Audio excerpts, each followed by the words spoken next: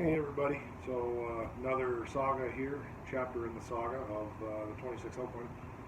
Today hopefully we're going to get the camshaft out of there and see what it looks like, find out what kind of rust damage has been done to it. Hopefully we can clean it up, polish it up, and put it back together again and use it. At this stage of the game right now, obviously we're just trying to get an evaluation on this engine and how it's going to run. So things we may have to go back and do later, but you don't want to start buying crap tons of parts right up front until you know exactly what you're dealing with within the whole car project. So that's where we're at. Cam's coming out today, hopefully, and we will be getting that polished up. So there you go.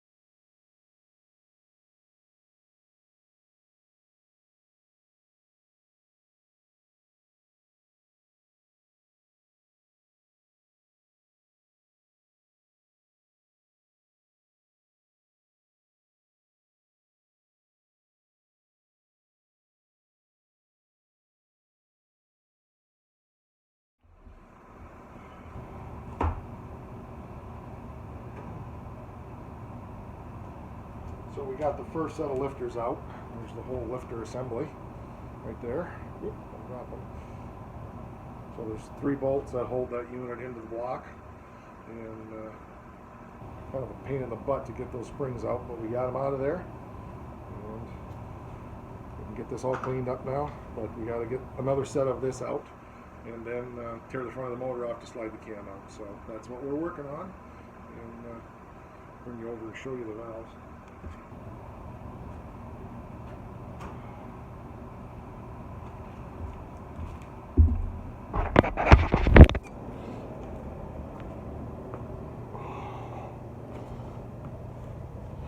So there we are. There's all the valves I got out so far. So putting them in order so they go back in the right hole. And that's what's going on.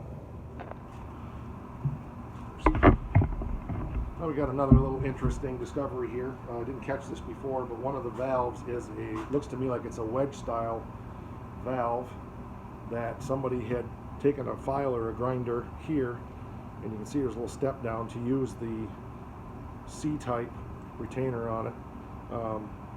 That, no other way around it except to say that's shade tree mechanic Captain Caveman stuff to the T. I can't believe it worked like that. But so this was wedged in there, and the retainer and spring were holding it in place. But not good news. It's not a good way to do it at all. So we need to replace 2 valves. Anyways, my point. That's the last valve. Yeah, this is the last valve on the engine. So the very back one by the firewall, and so another exhaust valve, I believe, that needs to be replaced. So there you go. Okay, we got the other lifter galley out, and this one right here is the one that has the really rusty cam lobe. I'm very pleased to see that lifter is clear, so that's good news. Everything else is working good, looking good. So other than a couple valves that needed help, that's what we got. So there we go.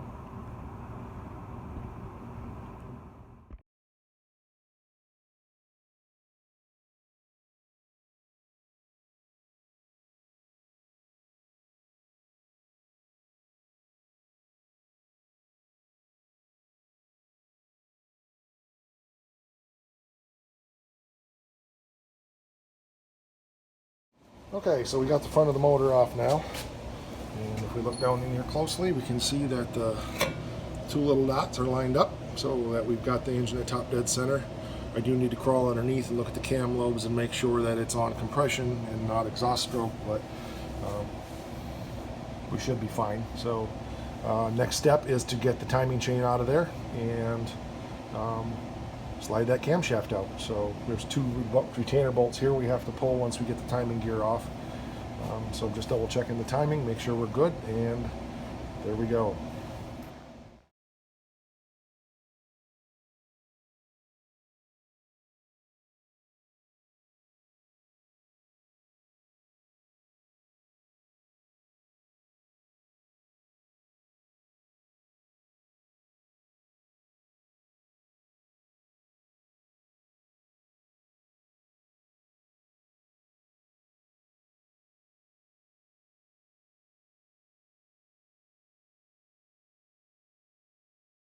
All right, we got the cam out, and this is the problem. You can see the pitting on this. It's worse than I expected, worse than I thought, worse than I hoped, I guess. And it's got a couple other ones. This one bothers me a lot because it's right on the lobe.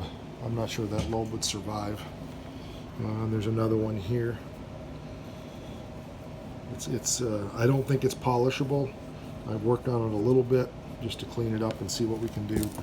The plan at this point is see if we can get another cam for it. If we can't, we'll run it.